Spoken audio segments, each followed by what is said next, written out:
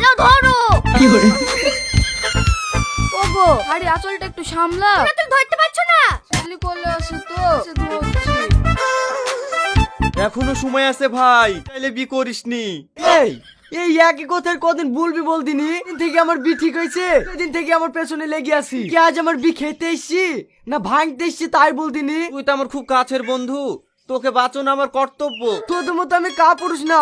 কি বললি আরেকবার বল। আমি সজ্ঞানে বলছি, ওকে কিভাবে কন্ট্রোল করতে হয় সেটা আমার খুব ভালো করেই জানা আছে। তোরে পুরো সিনেমা দেখতে পাবি। পৃথিবীতে কেউ যদি আমার শত্রু থাকে তাহলে একমাত্র তুই আছিস।